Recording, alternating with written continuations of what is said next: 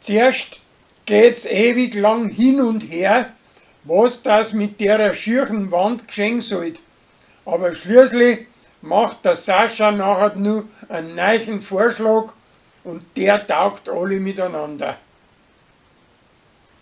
Der Till und seine preußische Freundin finden schließlich außer, wer das ihrer die K.O.-Tropfen rein da hat und übergeben ihm die Schande. Der Sevi muss einen Tag lang auf sein Stiefkind aufschauen, aber das fühlt sich bloß bei seiner Mutter wohl und drum sitzt sich der Sevi eine Larve von der Kathi auf und das haut hin. Der Emil ist hinter einem Dirndl her, aber das versaut er sich, weil ihm Zara einen depperten Ratschlag geht. Der Uschi taugt es nicht, dass sein Alter in einer Stubenalbe einen Fußball in der Glotzen anschaut.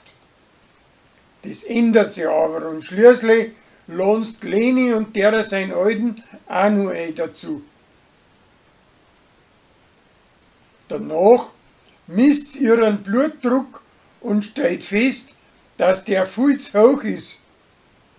Das kommt von dem, weil es allweil so viel Bärendreck schlägt.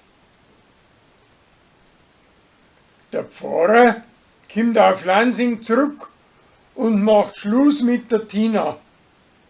Auf das Aufe haben sie nachher recht Hande aufeinander.